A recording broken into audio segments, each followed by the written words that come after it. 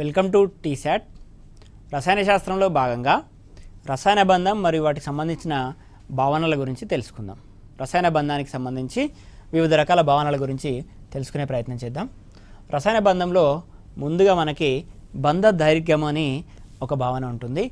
బంధ దైర్ఘ్యము అనంటే ఇప్పుడు రెండు పరమాణువులు బంధంలో పాల్గొన్నట్లయితే, రెండు పరమాణువులు బంధంలో పాల్గొన్నట్లయితే ఈ పరమాణువుల యొక్క కేంద్రకాల మధ్యన ఉన్న సగటు దూరము లేదా సరాసరి దూరాన్నే బంధ దైర్ఘ్యము లేదా బంధ దూరము అని పేర్కొనడం జరుగుతుంది.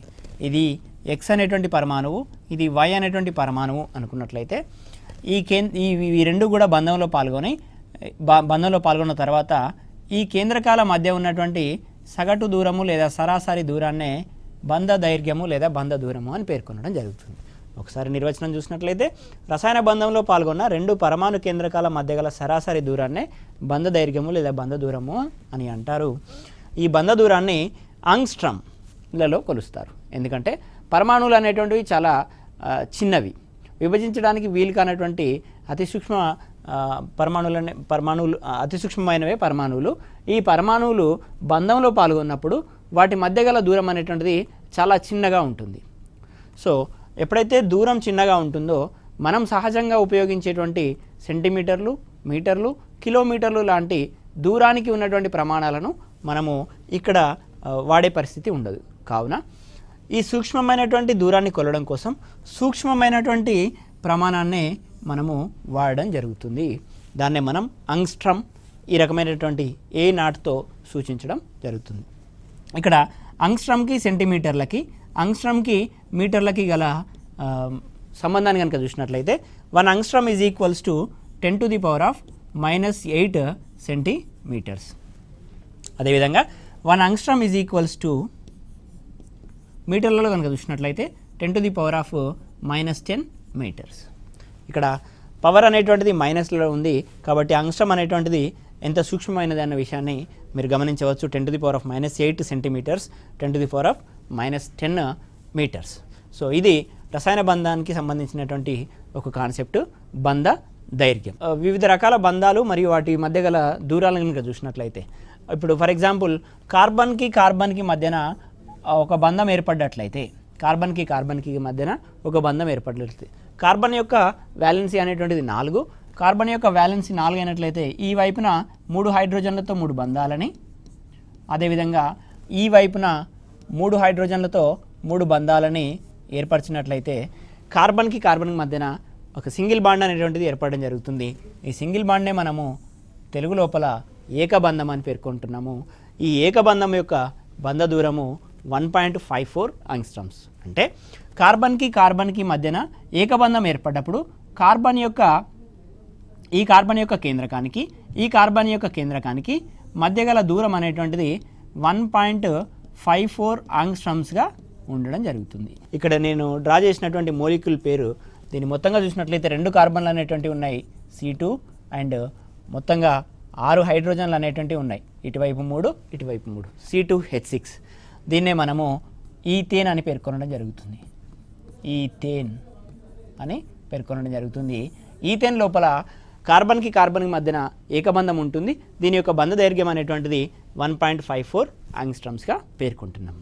అదేవిధంగా ద్విబంధం యొక్క బంధ దూరం అనేటువంటిది 1.36 ఆంగ్స్ట్రామ్స్గా ఉంటుంది. అంటే ఇదే కార్బన్కి మధ్యన ఎప్పుడైతే ద్విబంధం ఏర్పడుతుందో, డబుల్ బాండ్ ఏర్పడుతుందో, కార్బన్ యొక్క వ్యాలెన్సీ 4, కార్బన్ మొత్తంగా 4 బంధాలను ఏర్పరచగలదు. ఆల్రెడీ 2 బంధాలను ఏర్పరిచింది కాబట్టి ఈ వైపున మరొక బంధము, ఈ వైపున మరొక బంధము. ఇక్కడ కార్బన్ అనేటువంటిది ఒక బంధము, ఇక్కడ కార్బన్ అనేటువంటిది మరొక బంధం. మొత్తంగా 4 బంధాలను ఏర్పరచాలి కాబట్టి 2 బంధాలు అయిపోయినాయి, ఇంకా 2 బంధాలు హైడ్రోజన్లతో ఏర్పరిచాయి, 2 కార్బన్లు కూడా. సో ఈ విధంగా కార్బన్కి మధ్యన ద్విబంధం ఉన్నప్పుడు ఆ బంధ దూరం అనేటువంటిది 1.36 ఆంగ్స్ట్రామ్స్గా ఉంటుంది. చూడండి, ఇక్కడ సింగిల్ బాండ్ ఉన్నప్పుడేమో 1.54 ఆంగ్స్ట్రామ్స్గా ఉంది, డబుల్ బాండ్ ఉన్నప్పుడేమో 1.36 ఆంగ్స్ట్రామ్స్గా ఉంది. అంటే బంధ దూరం అనేటువంటిది తగ్గుతుంది. బంధాల సంఖ్య పెరుగుతున్నప్పుడు బంధ దైర్ఘ్యము లేదా బంధ దూరం అనేటువంటిది తగ్గుతుంది. ఈ బంధాలు ఏదైతే బంధం ఉందో ఈ బంధం అనేటువంటిది ఒక ఎలక్ట్రాన్ జత. ఎలక్ట్రాన్ జతల సంఖ్య పెరుగుతున్న కొద్దీ ఆకర్షణ బలాలు అనేటువంటి పరమాణువుల మధ్య పెరిగి బంధ దూరము లేదా బంధ దైర్ఘ్యము తగ్గుతూ ఉంటుంది, గమనించాల్సిన విషయం. ఇక్కడ నేను డ్రా చేసినటువంటి మోలిక్యూల్ ఏదైతే ఉందో ఇక్కడ 2 కార్బన్లు ఉన్నాయి, 2 కార్బన్లు అదేవిధంగా 4 హైడ్రోజన్లు అనేటువంటివి ఉండడం జరిగింది. C2H4 అని పేర్కొంటాము. దీన్నే మనం ఈథీన్ అని అంటాం. ఈథీన్ యొక్క ఫార్ములా అని అడిగిన C2H4 లేదా ఈథీన్లో కార్బన్కి కార్బన్కి మధ్య ఉన్నటువంటి బంధ దైర్ఘ్యం అని అడిగిన 1.36 ఆంగ్స్ట్రోమ్స్ అని చెప్పడం జరుగుతుంది. ఈథీన్ లోపల ఒక డబుల్ బాండ్ అనేటువంటిది ఉంటుంది. సో ఇది ఏకబంధం ఉన్నప్పుడు బంధ దైర్ఘ్యము, ద్విబంధం ఉన్నప్పుడు బంధ దైర్ఘ్యము, అదేవిధంగా త్రికబంధం ఉన్నప్పుడు బంధ దైర్ఘ్యం గురించి చూద్దాం. త్రికబంధము, ఏకబంధము అని అంటే కార్బన్కి కార్బన్కి మధ్యలో సింగిల్ బాండ్, ద్విబంధము అంటే కార్బన్కి కార్బన్కి మధ్యలో డబుల్ బాండ్, అదేవిధంగా త్రికబంధము అంటే కార్బన్కి కార్బన్కి మధ్యన 3 బంధాలు ఉండాలి. దాన్ని మనం ఇంగ్లీష్లో ట్రిపుల్ బాండ్ అని పేర్కొనడం జరుగుతుంది. త్రికబంధం యొక్క బంధ దూరము 1.20 ఆంగ్స్ట్రోమ్స్. చూడండి ఇక్కడ బంధ దైర్ఘ్యం అనేటువంటిది 1.54 నుంచి 1.36కి, 1.36 నుంచి 1.20కి బంధాల సంఖ్య పెరుగుతున్న కొలది బంధ దూరం అనేటువంటిది తగ్గుతూ ఉంది. కార్బన్కి కార్బన్కి మధ్యన మనము ఇప్పుడు 3 బంధాలని ఏర్పరచాలి. సో కార్బన్ యొక్క వ్యాలెన్సీ 4, కార్బన్ యొక్క సంయోజకత 4, ఎక్కడున్నా కూడా అది 4 బంధాలను ఏర్పరచాలి. కాబట్టి ఇక్కడ ఆల్రెడీ 3 బంధాలు అయిపోయినాయి. ఇంకొక బంధం అనేటువంటిది హైడ్రోజన్తో ఏర్పరుస్తుంది. ఈ వైపున కూడా హైడ్రోజన్తో మరొక బంధాన్ని ఏర్పరుస్తుంది. ఈ విధంగా కార్బన్ అనేటువంటిది బంధాలను ఏర్పరిచినప్పుడు ఈ 3 బంధాలు ఉన్న ఈ 2 కార్బన్ పరమాణువుల మధ్య దూరం అనేటువంటిది 1.20 ఆంగ్స్ట్రోమ్స్గా ఉంటుంది. ఇక్కడ బంధాల సంఖ్య అనేటువంటిది పెరిగింది కాబట్టి బంధ దైర్ఘ్యం అనేటువంటిది తగ్గింది. అదేవిధంగా ఇక్కడ నేను డ్రా చేసిన అణువు యొక్క పేరు లేదా ఫార్ములా చూసినట్లయితే C2H2, దీన్నే మనం ఈథైన్ అని పేర్కొనడం జరుగుతుంది. దీన్నే మరొక రూపంలో ఎసిటలిన్ గ్యాస్ అని కూడా అంటారు. ఈథైన్ లేదా ఎసిటలిన్ గ్యాస్ అని అంటారు. దీన్ని ఈథిన్ లేదా ఇథిలిన్ అని పేర్కొనడం జరుగుతుంది. మనము తినేటువంటి పండ్లని పండబెట్టడంలో ఇథిలిన్ గ్యాస్నే వాడతారు. ఓకేనా. ఎసిటలిన్ గ్యాస్ అనేటువంటిది వెల్డింగ్ లోపల వాడతారు. ఇవి 2 కూడా అదనపు అంశాలు. సో ఈ విధంగా ఈథేన్ లోపల సింగిల్ బాండ్ 1.54 ఆంగ్స్ట్రోమ్స్, ఈథిన్ లోపల డబుల్ బాండ్ బంధ దైర్ఘ్యము 1.36 ఆంగ్స్ట్రోమ్స్, ఈథైన్ లోపల ట్రిపుల్ బాండ్ ఉన్నప్పుడు బంధ దైర్ఘ్యం అనేటువంటిది 1.20 ఆంగ్స్ట్రోమ్స్. ఇది బంధం యొక్క ఒక భావన, రసాయన బంధం యొక్క ఒక భావన. దాని లోపల బంధ దూరాలు, బంధాల సంఖ్య పెరుగుతున్న కొద్ది ఏ విధంగా మారుతుంది అనే అంశాన్ని గమనించడం జరిగింది. ఇప్పుడు రసాయన బంధానికి సంబంధించినటువంటి మరొక అంశం, మరొక భావన బంధ కోణము అని పేర్కొనడం జరుగుతుంది. దీన్నే మనము ఇంగ్లీష్ లోపల బాండ్ యాంగిల్ అని పేర్కొనడం జరుగుతుంది. ఒక అణువు లోపల అనేక పరమాణువులు అనేటువంటివి ఉంటాయి. ఆ పరమాణువులు బంధాలని ఏర్పరుస్తాయి, ఒకదానితో ఒకటి బంధాలని ఏర్పరుస్తాయి. ఎప్పుడైతే అణువు లోపల పరమాణువులు బంధాలను ఏర్పరిచినాయో ఆ బంధాల మధ్య గల కోణాన్నే మనం బంధ కోణం అని పేర్కొనడం జరుగుతుంది. నిర్వచనం చూసినట్లయితే అణువులోని పరమాణువులు ఏర్పరిచిన రసాయన బంధాల మధ్య గల కోణాన్నే బంధ కోణం అంటారు. ఫర్ ఎగ్జాంపుల్ ఇప్పుడు నేను CH4 అనేటువంటి ఒక మోలిక్యూల్ని తీసుకుంటున్నాను. CH4 అనేటువంటి మోలిక్యూల్, దీన్నే మనము మీథేన్ అని పేర్కొనడం జరుగుతుంది. ఈ CH4 లోపల కార్బన్ అనేటువంటిది సెంట్రల్ ఆటంగా ఉంటుంది. ఈ కార్బన్ చుట్టూ హైడ్రోజన్ అణువులు అనేటువంటి ఈ విధంగా ఉంటాయి. Hydrogen, hydrogen, hydrogen, hydrogen. So మొత్తంగా 4 హైడ్రోజన్లు అనేటువంటి ఒక కార్బన్ చుట్టూ ఉండడం జరిగింది. ప్రతి ఈ కార్బన్కి హైడ్రోజన్కి ఉన్న బంధము, ఈ కార్బన్కి హైడ్రోజన్కి ఉన్న బంధం మధ్య గల కోణాన్నే మనము బంధ కోణం అని పేర్కొనడం జరుగుతుంది. దీన్నే మనము 109 degrees 28 minutesగా పేర్కొనడం జరుగుతుంది. అంటే మీథేన్ మోలిక్యూల్ లోపల బంధ కోణం అనేటువంటిది 109 degrees 28 minutes. బంధ కోణం అంటే ఏంటి? అణువులోని పరమాణువులు ఏర్పరిచిన రసాయన బంధాల మధ్య గల కోణాన్ని బంధ కోణం అని పేర్కొనడం జరుగుతుంది. అదేవిధంగా ఇక్కడ ఇంకొక అణువుని తీసుకుందాము, అమోనియా NH3. NH3 లోపల బంధ కోణం ఎంత ఉందన్న విషయాన్ని కనుక చూసినట్లయితే ఇక్కడ నైట్రోజన్ తీసుకుంటున్నాను, ఒక హైడ్రోజన్ని ఇక్కడ ఏర్పాటు చేస్తున్నాను, మరొక హైడ్రోజన్ని ఇక్కడ ఏర్పాటు చేస్తున్నాను, మరొక హైడ్రోజన్ని ఇక్కడ ఏర్పాటు చేస్తున్నాను. ఇక్కడ ఒక పరమాణువు చుట్టూ 3 పరమాణువులు ఉన్నప్పుడు మనం సహజంగా ఈ రకమైనటువంటి యాంగిల్ని తీసుకోవాలి, ఈ రకమైనటువంటి ట్రైగోనల్ ప్లేనార్ యాంగిల్ని తీసుకోవాలి. కానీ మనం ఆ రకంగా తీసుకోకుండా NH3కి ఒక ప్రత్యేకమైనటువంటి ఆకృతి ఉంటుంది. దాన్నే మనం పిరమిడల్ ఆకృతి అని పేర్కొనడం జరుగుతుంది. ఇంతకుముందు పోటీ పరీక్షలో కూడా ఈ అమోనియాకి సంబంధించినటువంటి ఆకృతి పైన క్వశ్చన్ రావడం జరిగింది. కాబట్టి బంధకోణం అనేటువంటి హెడ్డింగ్ కింద నేను ఎగ్జాంపుల్ని ప్రత్యేకంగా పెట్టడం జరిగింది. అమోనియా యొక్క ఆకృతి అనేటువంటిది పిరమిడల్ ఆకృతి. ఈ పిరమిడల్ ఆకృతి ఎందుకు వస్తుంది? యాక్చువల్గా అయితే 3 బంధాలు ఉన్నప్పుడు ట్రైగోనల్ ప్లేనార్ అనేటువంటి ఆకృతి రావాలి, కానీ పిరమిడల్ ఆకృతి ఎందుకు వస్తుంది అని అంటే నైట్రోజన్ పైన ఉండేటువంటి ఒక ఎలక్ట్రాన్ పేర్, నైట్రోజన్ పైన ఎలక్ట్రాన్ జంట అనేటువంటిది ఉంటుంది. దీన్నే లోన్ పెయిర్ ఆఫ్ ఎలక్ట్రాన్స్ అని అంటారు, అంటే ఒంటరి జత ఎలక్ట్రాన్లు అని పేర్కొనడం జరుగుతుంది.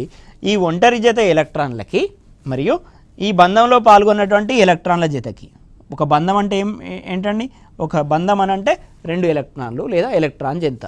దీన్ని ఒంటరి జత, దీన్ని ఒంటరి ఎలక్ట్రాన్ జత అని పేర్కొన్నప్పుడు దీన్ని బాండెడ్ పెయిర్ ఆఫ్ ఎలక్ట్రాన్స్ అని పేర్కొంటారు, అంటే బంధంలో పాల్గొన్న ఎలక్ట్రాన్ జత. ఒంటరి ఎలక్ట్రాన్ జతకి బంధంలో పాల్గొన్న ఎలక్ట్రాన్ జతలకి మధ్యన రిపల్షన్ ఫోర్సెస్ అంటే వికర్షక బలాలు అనేటువంటివి ఉండడం జరుగుతుంది.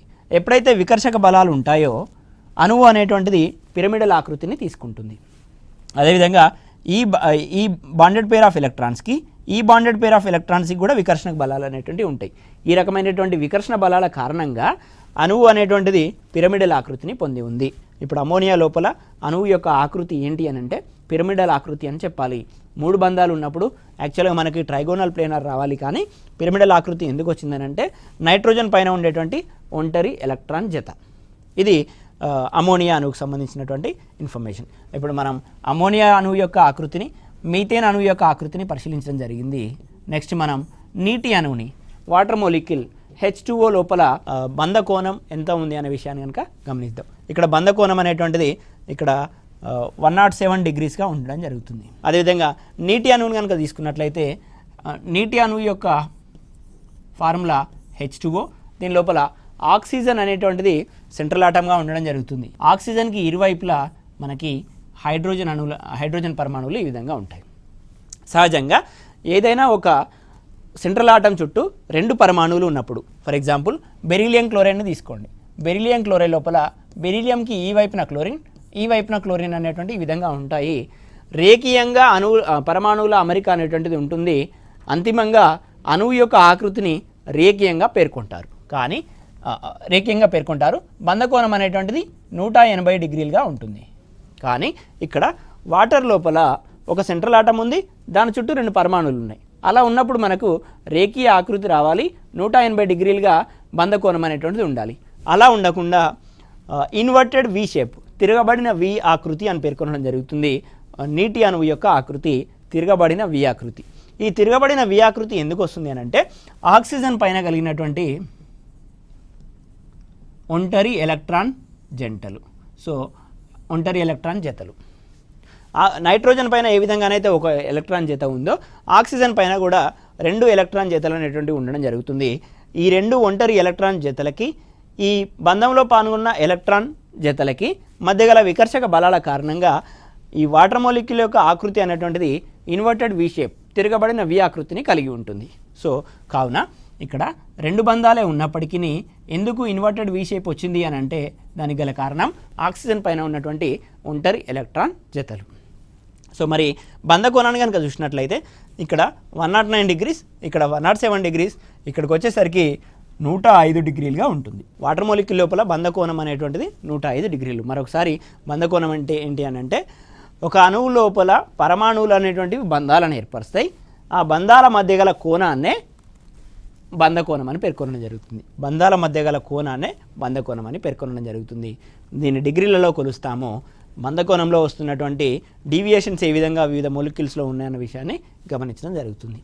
అదేవిధంగా ఇంకొక మొలిక్యూల్ తీసుకోవడం జరిగింది. ఇక్కడ కార్బన్ డైఆక్సైడ్లో ఉన్న బంధకోణం ఎంత? ఇంతకుముందు పోటీ పరీక్షలో అడిగినటువంటి ప్రశ్న ఇది.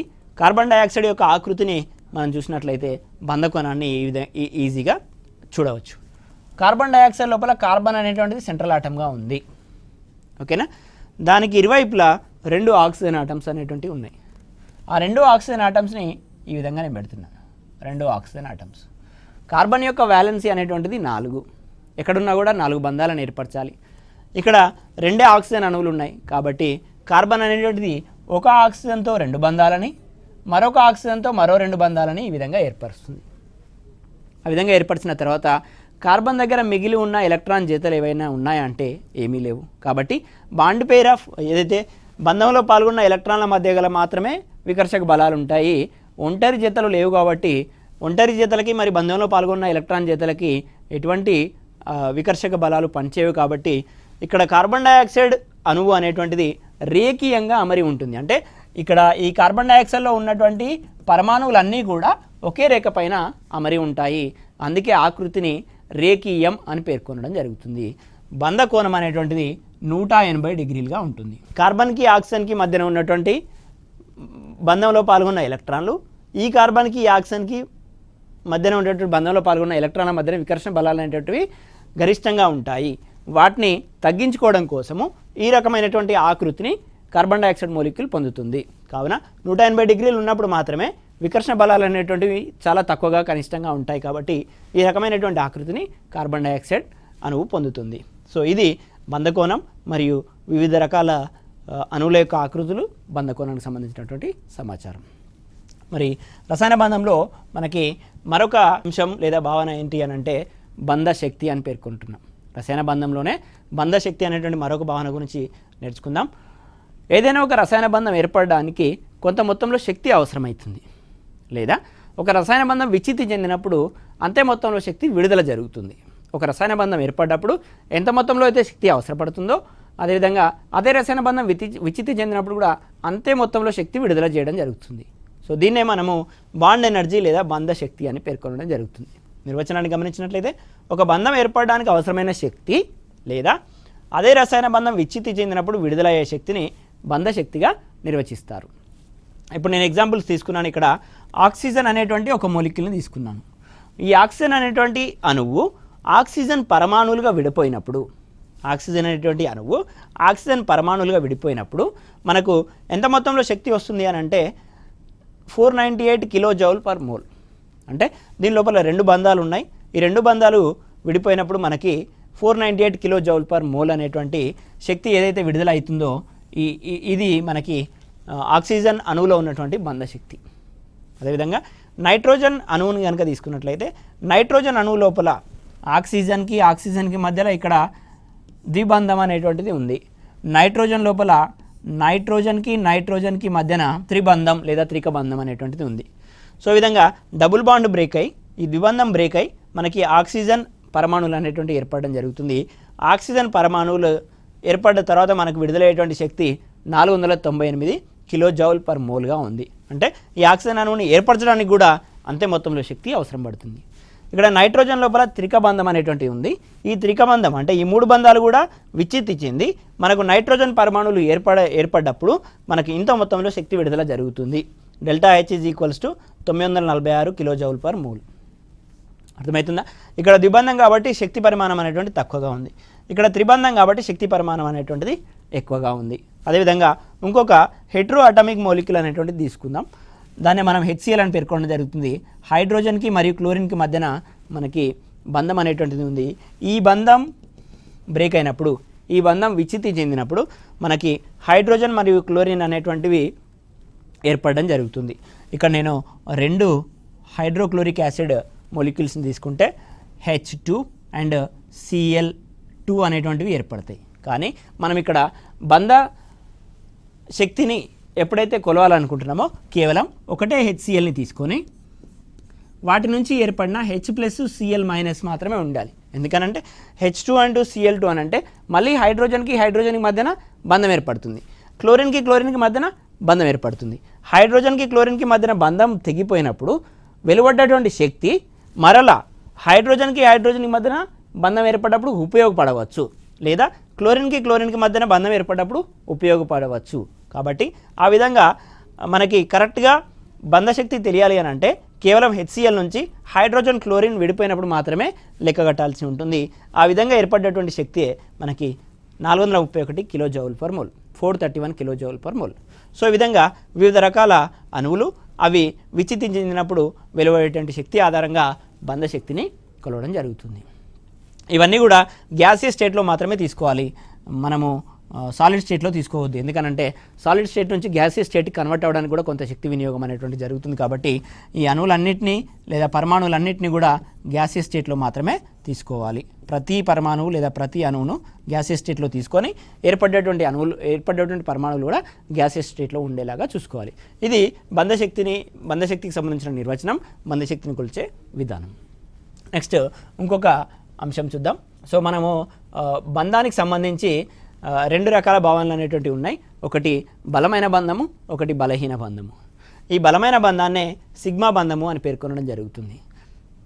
సో ఇప్పుడు రసాయన బంధంలో మనకి ఎప్పుడైతే రెండు పరమాణువుల మధ్యన ద్విబంధము అనేటువంటిది ఏర్పడుతుందో ఈ ద్విబంధం లోపల ఒక బంధాన్ని సిగ్మా బంధంగా మరొక బంధాన్ని పై బంధంగా సూచిస్తాము. అదేవిధంగా కార్బన్కి మధ్యన కేవలం ఒకటే బంధం ఏర్పడ్డప్పుడు ఈ ఒక బంధాన్ని మనము సిగ్మా బంధంగా సూచిస్తాము.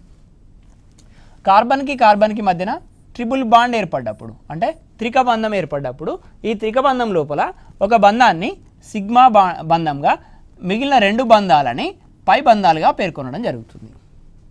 అసలు సింగిల్ బాండ్ ఏర్పడ్డప్పుడు ఎందుకు సిగ్మా బంధం అవుతుంది, డబుల్ బాండ్ ఏర్పడ్డప్పుడు సిగ్మా పైగాను, ట్రిపుల్ బాండ్ ఏర్పడినప్పుడు సిగ్మా పైగాను ఎందుకు ఏర్పడుతుంది అనే అంశాల గురించి ఒకసారి నేర్చుకునే ప్రయత్నం చేద్దాం.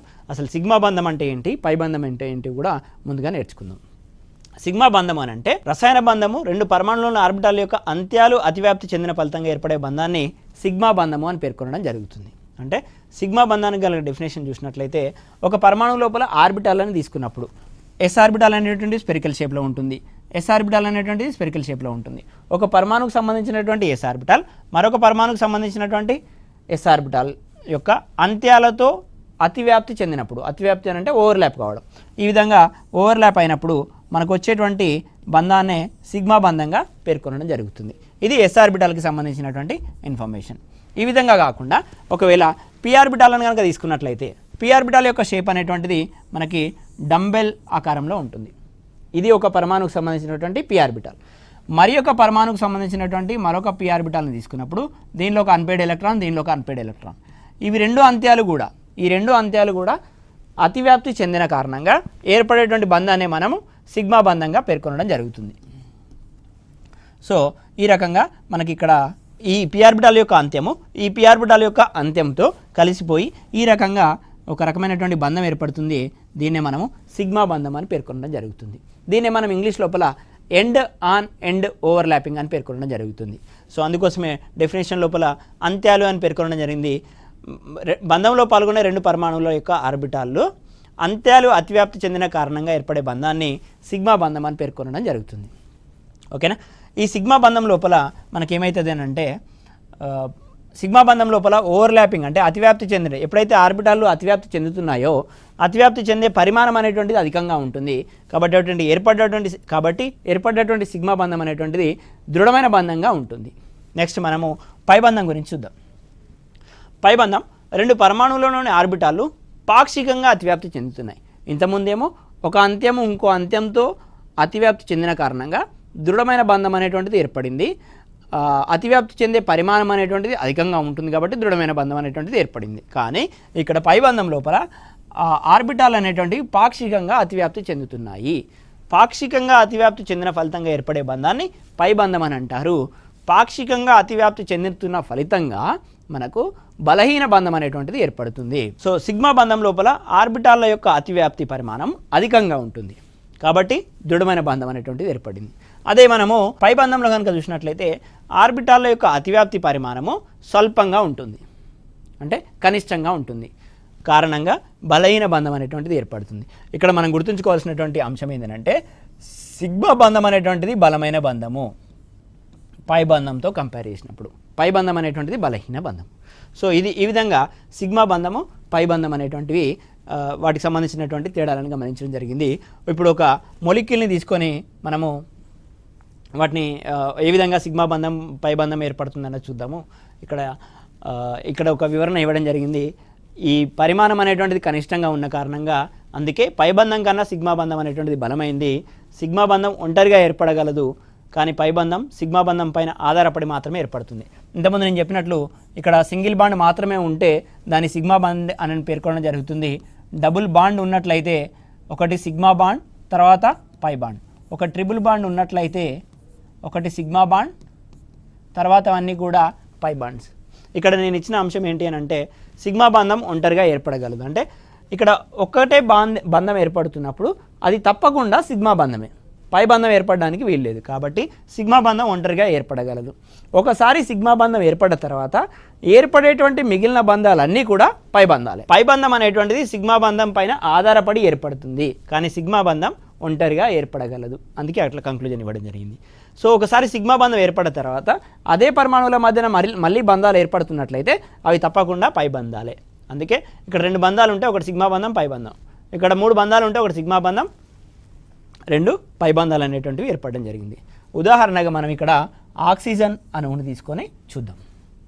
ఆక్సిజన్ అణువు లోపల 2 ఆక్సిజన్ పరమాణువులు అనేటువంటివి ఉండడం జరుగుతుంది. ఈ పరమాణువుల మధ్యన మనకి సిగ్మా బంధము లేదా పై బంధము ఏ విధంగా ఏర్పడుతుందో చూద్దాం. ఆక్సిజన్ ఎలక్ట్రానిక్ కాన్ఫిగరేషన్ కనుక చూసినట్లయితే 1s2 2s2 2p4. So p orbital లోపల మనకి 3 ఉప ఆర్బిటాలు ఉన్నాయి, 1 2 3 4. సో ఇక్కడ మిగిలిపోయినటువంటి 2 ఎలక్ట్రాన్లని గమనించండి.